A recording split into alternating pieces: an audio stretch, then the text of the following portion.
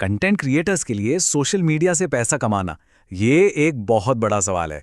तो आज हम इसी की पूरी प्लेबुक को समझने वाले हैं कि ये काम एक प्रो की तरह कैसे किया जाए। तो हमारा सफर 4 हिस्सों में बंटा होगा। सबसे पहले सबसे जरूरी चीज, अपना टॉपिक यानी नीश कैसे चुनें। फिर हम देखेंगे कि कमाई के 2 रास्ते कौन कौन से हैं। इसके बाद उस मुश्किल की बात करेंगे जब अचानक कमाई रुक जाती है। और हाँ, आखिर में हम ये भी देखेंगे कि इस मुश्किल से निकलकर आगे के लिए कैसे तैयार रहना है। तो चलिए कहानी की शुरुआत वहीं से करते हैं जहां से हर क्रिएटर करता है, यानी ये तय करना कि आखिर कंटेंट बनाना किस बारे में है। और यकीन मानिए, लंबे सफर में कामयाबी के लिए ये शायद सबसे सबसे जरूरी फैसला होता है। अक्सर ऐसा होता है ना कि दिमाग में तो हजारों आइडियाज घूम रहे हैं, पर यह समझ नहीं आता कि आखिर पोस्ट करें तो करें क्या। ये एक बहुत ही आम प्रॉब्लम है। इसे कहते हैं चॉइस पैरालिसिस, और ये कई क्रिएटर्स के लिए एक असली सिरदर्द बन जाता है। तो इस उलझन से निकलने का सबसे अच्छा तरीका है अपने नीश को समझना। और इसके 3 हिस्से हैं। पहला, ऑडियंस कौन है, मतलब कंटेंट किसके लिए है। दूसरा, टॉपिक क्या है। और तीसरा, सबसे जरूरी, आपका स्टाइल क्या है। क्या वो फनी है, इमोशनल है या फिर एजुकेशनल। जब ये तीनों चीजें एकदम साफ हो जाती हैं तो प्लेटफॉर्म के एल्गोरिदम को भी समझ आ जाता है कि ये कंटेंट किसे दिखाना है। अच्छा, एक प्रॉफिटेबल नीश में ना 4 चीजें होनी ही चाहिए। पहली बात, कंटेंट एवरग्रीन होना चाहिए, मतलब जो हमेशा काम आए। दूसरी, उसमें इमोशनल वेलोसिटी हो, यानी लोग उससे जुड़ें और शेयर करें।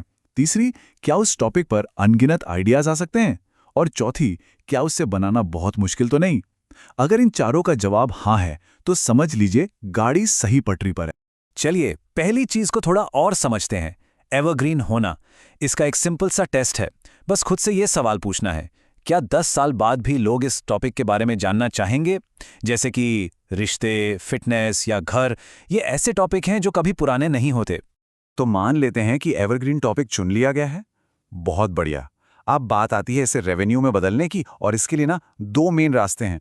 पहला रास्ता है डायरेक्ट मोनेटाइजेशन, मतलब सीधे प्लेटफॉर्म से ही कमाई करना, जैसे एड रेवेन्यू या फैन सब्सक्रिप्शन से। और दूसरा रास्ता है इनडायरेक्ट मोनेटाइजेशन। इसमें ऑडियंस का इस्तेमाल करके बाहर से मौके तलाशे जाते हैं, जैसे ब्रांड पार्टनरशिप हो गई या फिर अपने प्रोडक्ट्स बेचना। दोनों ही तरीकों के अपने फायदे हैं। अब देखिए, कुछ देशों में जैसे जॉर्जिया, क्रिएटर्स के लिए प्लेटफॉर्म से सीधे पैसे कमाना उतना आसान नहीं होता। तो वहां एक मीडिया आउटलेट है on.g। उन्होंने इसका एक जबरदस्त तोड़ निकाला।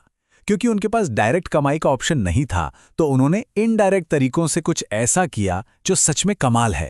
उन्होंने क्या किया है? उन्होंने बहुत स्मार्टली काम किया। कुछ खास टॉपिक्स पर फेसबुक ग्रुप्स बना लिए, जैसे मेंटल हेल्थ फोरम।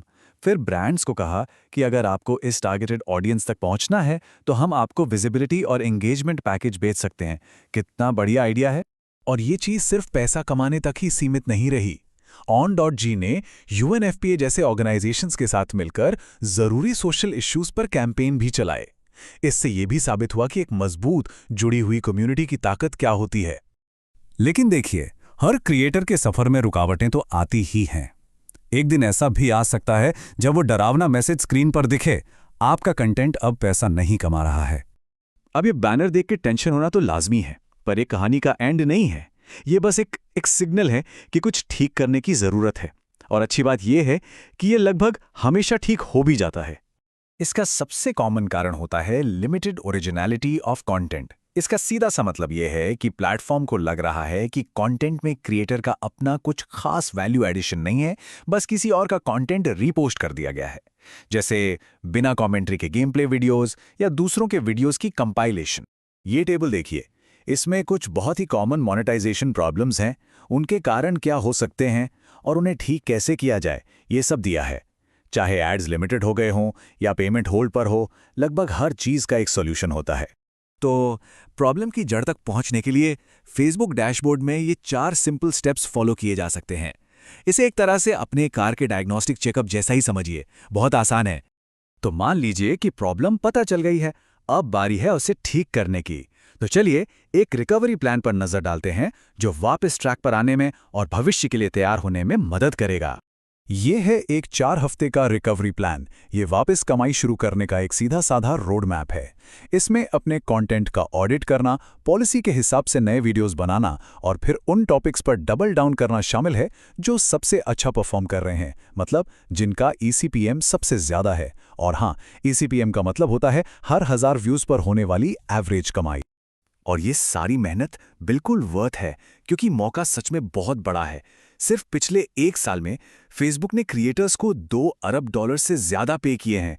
सोचिए, ये कितनी बड़ी रकम है, और ये मौका सभी क्रिएटर्स के लिए है। और अच्छी खबर ये है कि प्लेटफॉर्म्स भी इस प्रोसेस को लगातार आसान बना रहे हैं।